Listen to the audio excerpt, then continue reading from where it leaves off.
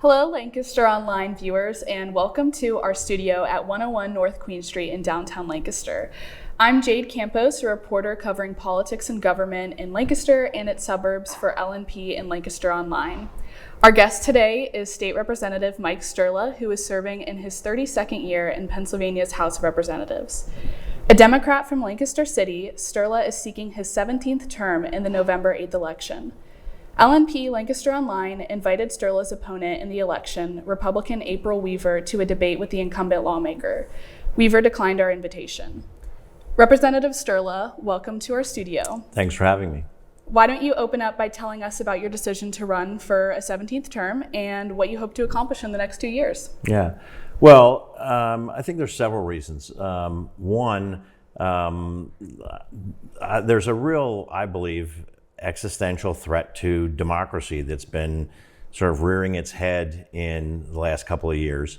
And it really is important that politicians in particular be open and honest with people about what they stand for and what they want to do and plan to do. And also that we respect sort of the result of elections and the fact that we aren't always going to agree on every issue. That doesn't mean that the world's going to come to an end. It means that the next election, somebody has a chance to, try and change those things. I come from a place where I've always said I want 100% of the people to vote. And if I lose because 100% of the people vote, well, then that's how a democracy works.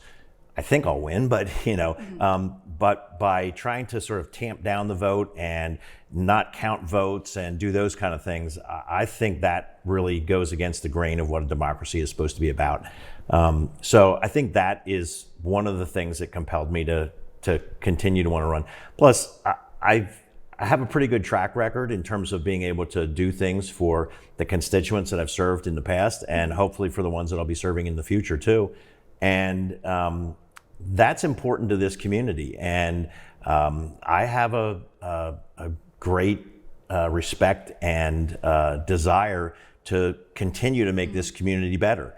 I often talk about when I first ran for election, there was more than 1 million square feet of vacant space in downtown Lancaster. That's the equivalent of about 6 square blocks. There were several hundred homes that had been on the market for more than 90 days because you couldn't give away a house in the city of Lancaster. Today, you're lucky if the house even gets on the market because it's already bought before somebody has a chance to, which is a different issue in and of itself. And the downtown is vibrant. So by working with other members in the community, whether it's not-for-profits or developers, or we were able to sort of raise this city up to now where it's the envy of almost every town in the state of Pennsylvania, if not up and down the East Coast. And so that I think is something that I've always looked at is that's part of my job. I'm supposed to be making sure that kind of stuff happens. And I've been successful in doing that. And so I hope to be able to continue that. So what would you consider some of your greatest accomplishments as a state representative so far? Well, I think what's happened and how the city has transformed is probably the biggest one. But also, I sit on the special commission for basic ed funding and for special ed funding. And we've been able to take Pennsylvania from what was considered the worst education funding formula in the nation to a formula that's considered one of the better ones in the nation.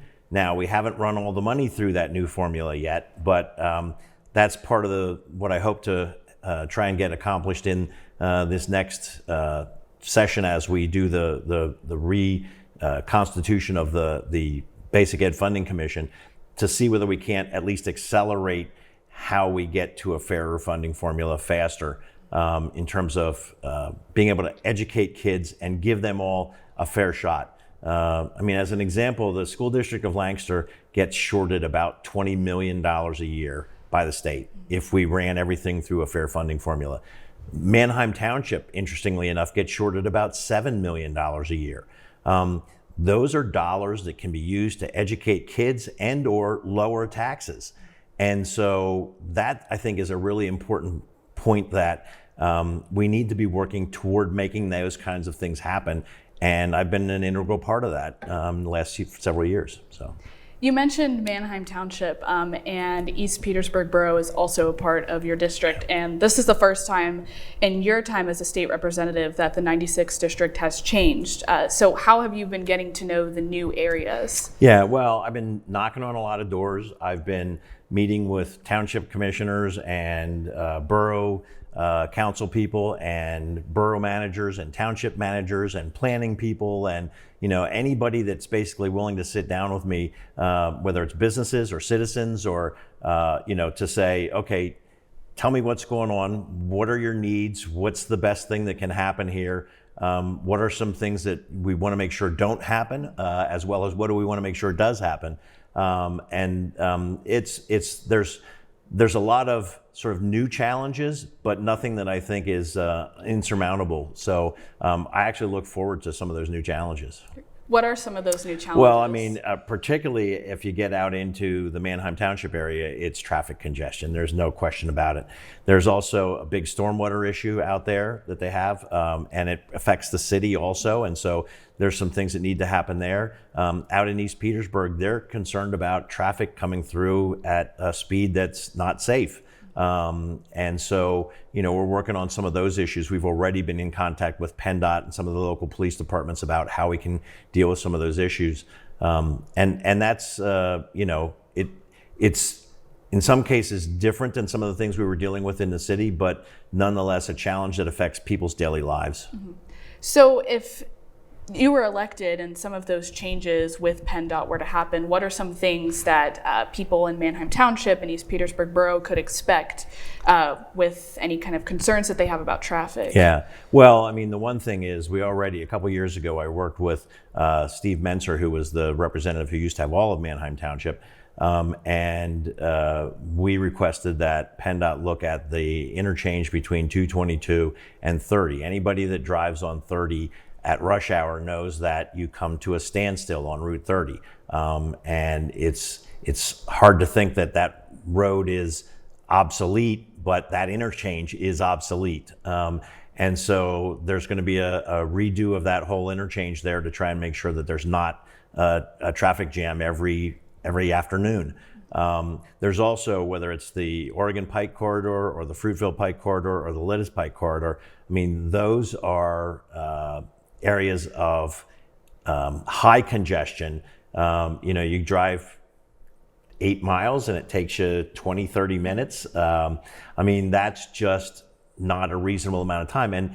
And really what it is one, it's a loss of people's personal time. So if it takes you a half an hour to drive, 8 miles to work every day and a half an hour to get back, that's an hour out of your day that got lost. It should have taken 15 minutes.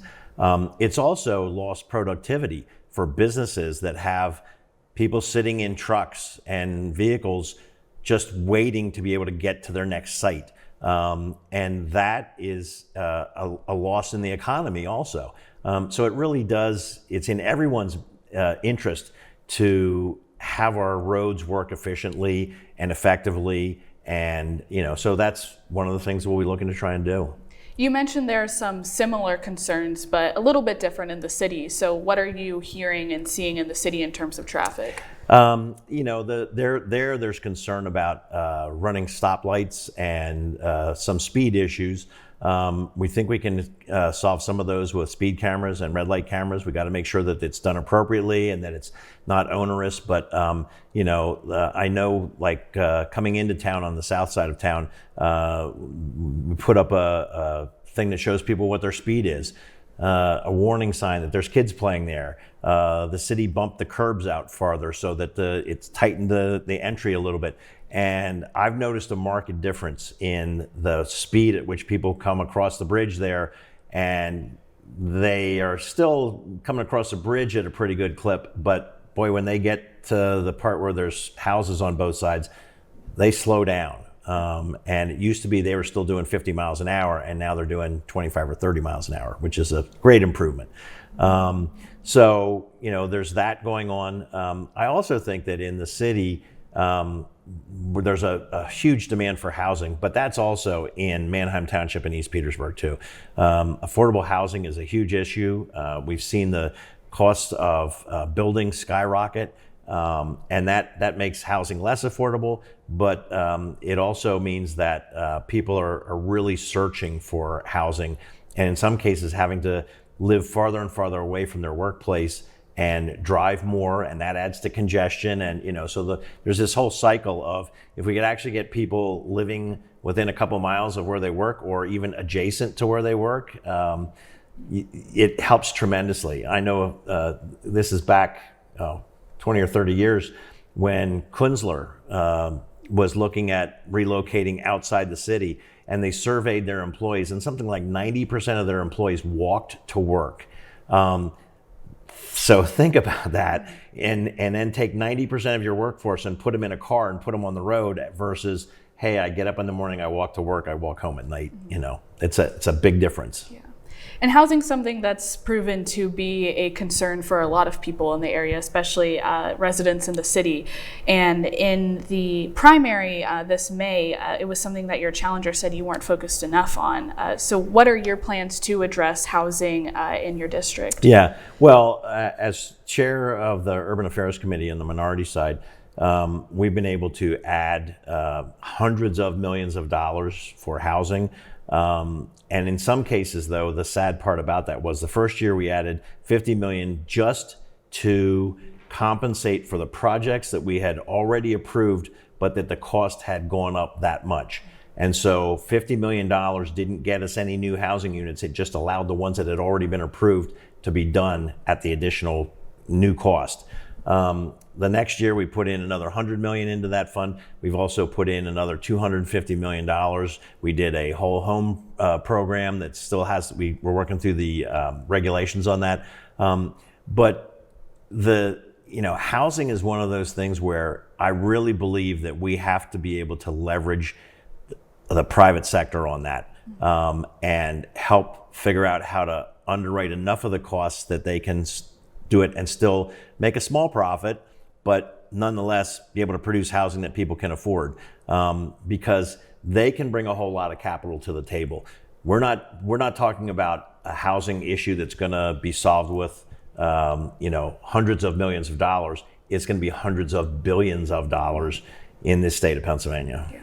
Speaking of the private sector and the economy in general, inflation has been a pretty big issue on a lot of people's minds this year, and it's a major Republican priority heading into the election season. How do you intend to tackle inflation if you're elected?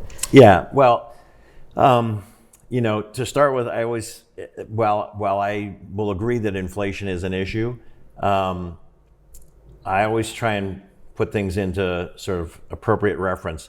When I bought my first house, the mortgage rate on my first house was 13%. Today's mortgage rates seem like a bargain.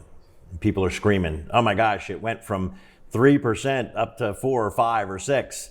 Try 13.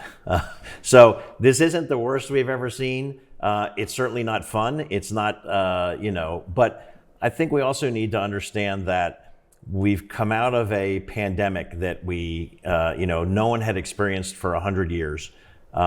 It changed the whole way we do business.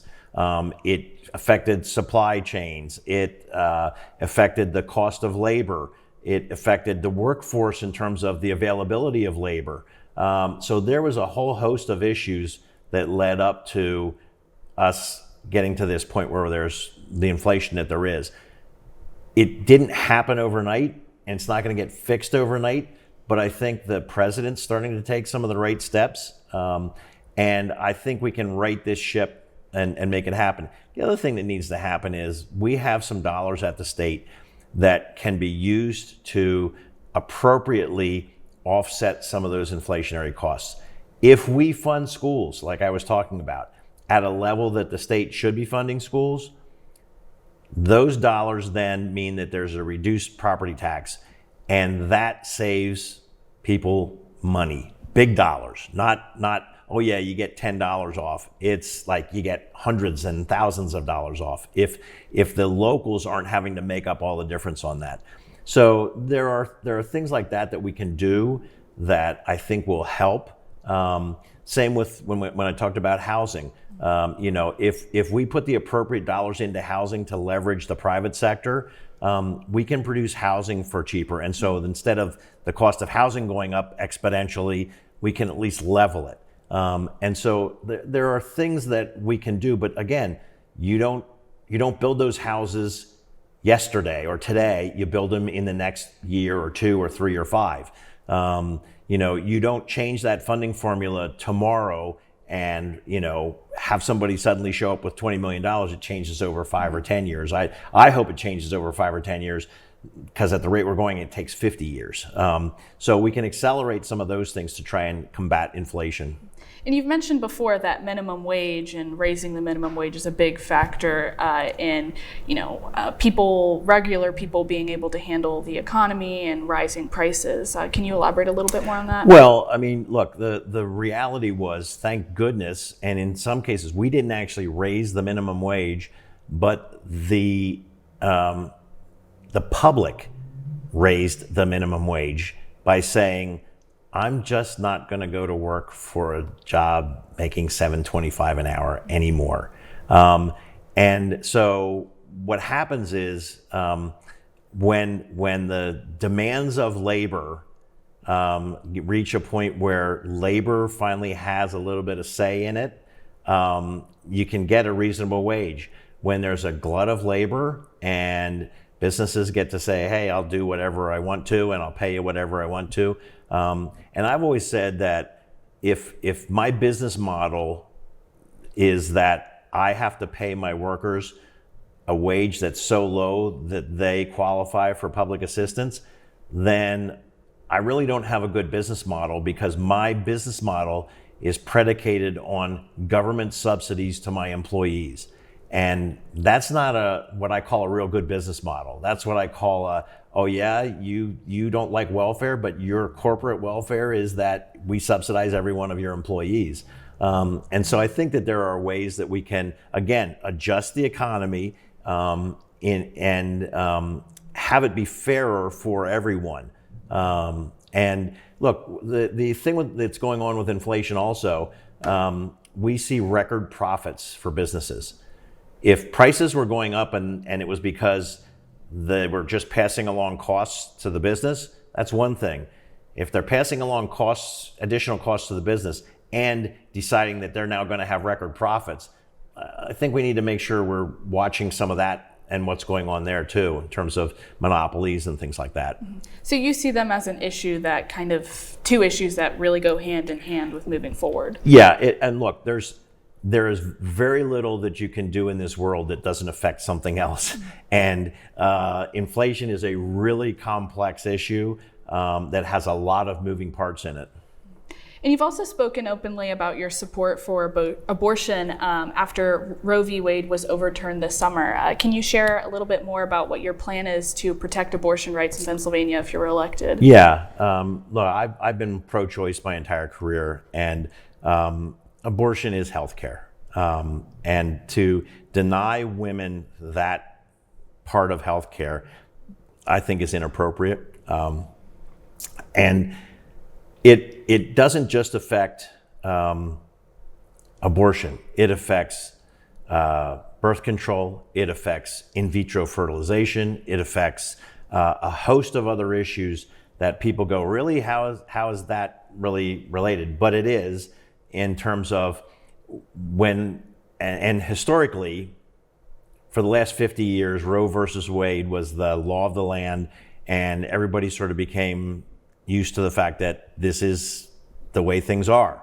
But within my lifetime, if you were a woman, you did not have access, an unmarried woman, you could not get birth control.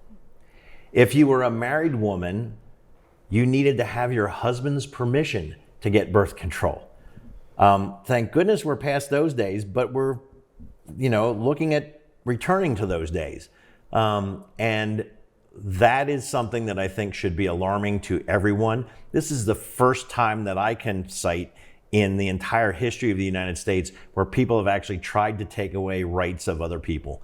And we have always been about expanding people's rights, not taking them away.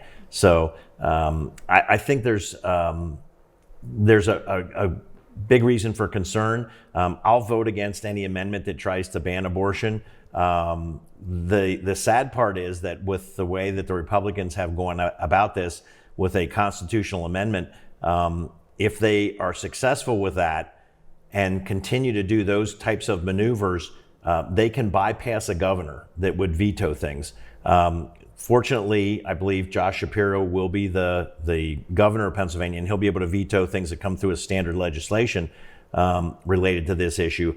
But if they go the constitutional amendment route and actually go against the will of the people, and they'll say, well, but it got voted on. It got voted on in a primary where literally less than 15% of the people actually went out and voted.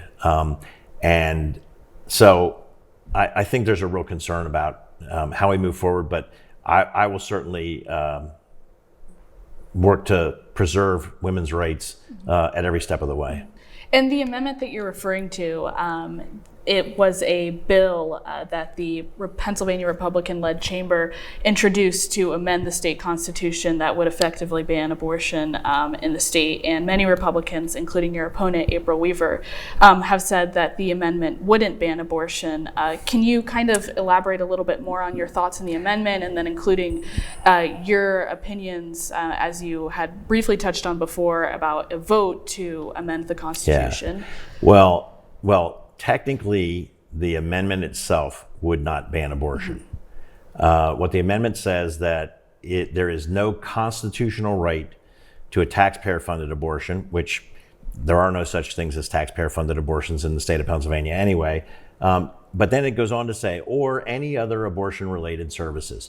So what it's basically doing is establishing the premise that there is no constitutional right to any abortion-related services or an abortion in the state of Pennsylvania. That ties the hands of the Supreme Court, so that if they can get legislation through, or if they can change the Constitution in another way, it will not be in violation of any constitutional rights that we believe are currently in the Constitution of Pennsylvania, as was established by way of Roe versus Wade. And so while technically it does not ban abortion per se, it sets the stage to ban abortion. And in other states where they passed this exact same language and changed their constitutions several years ago, they now have abortion bans in place as a result of what happened with Roe versus Wade. And so to say it doesn't ban abortion, then say, would you ever vote to ban abortion? And I think you get a different response from some of those people, because what you can say that amendment doesn't do it, but if it passes, would you then go the next step? And that's the real question to ask. Definitely. And as we're moving forward through the election season, and as you continue to talk to voters throughout the 96th district, are there any other big issues or top priorities that you're hearing from voters? Yeah, well, I mentioned the education issue, and that is something that I think is important to people. One, in terms of trying to make sure that their kids get a good education, and in the sort of global economy that we live in, that is the thing that is necessary. There are very few what I call manual labor jobs left anymore, where there was a time where if you could lift 50 pounds, you had a job in the factory and you could make a family living wage, and that's not the case anymore. So there's the education issue, and then the other thing that I think is really on the ballot this time is democracy itself. We see that there are people that deny the results of the past presidential election, that if they can't get their way in a democracy, decide that maybe the democracy is flawed and that therefore they just need to be able to get their way all the time. Well, if you just get your way all the time, by might or whatever the reason, then it's not a democracy anymore. It's called an autocracy or dictatorship, or you name it. But the reality is, in a democracy, we have an exchange of ideas, and you hold regular elections, and they are, whoever wins, you have a peaceful transition of power, and you move on and say, okay, 2 years from now, 4 years from now, whenever, we'll get another chance to see whether people believe that what we're talking about is the best thing. That's how a democracy works. And if somebody is so upset with the way that democracy works that they're willing to give up the democracy, I have some real concerns with that. And I think it just shows how frail a democracy actually is, that there are people, and apparently a significant enough number of people that, we have a Republican gubernatorial candidate that basically said he's going to ignore the will of the people and do whatever he wants to if he's elected. That kind of stuff is scary to me. That's not what a democracy is about. And I think that's on the ballot this election. And some challengers to your position have voiced their belief that the 96th district needs a new representative. Your opponent's campaign slogan is a fresh perspective. What are your thoughts on the belief that there should be someone starting on a new slate, first time in the position versus your time as an incumbent? Yeah. Well, if I knew what my opponent's positions were, then I might know what she means by fresh. But she's refused to debate on multiple occasions, offers from your organization, from the WGA-LTV, and from the League of Women Voters. And so just saying I'm a fresh new face, does not, in my mind, give the voters any idea of what it is that she means by a fresh new face. And short of being able to have that conversation with her, it's really hard to tell. I think she wants people to imagine whatever they want to and hope for the best. I just think that's a scary prospect when you're putting up a vote and not knowing where somebody stands on the issues. The other thing is, I will hold up my record and the fact that I have the experience to actually get things accomplished, and say, like, when your doctor is one of the better doctors, do you say, that's okay, I know they've been a doctor for 20 years. There's a new kid just got out of medical school. I'm gonna drop my doctor to go to them. My car mechanic has always made my car run perfectly. I'm getting a new kid out of tech school and let them see what they can do. Just because the guy's been doing a good job, he's been there for 20 years. Not doing that. That argument to me sort of lacks purpose or reason.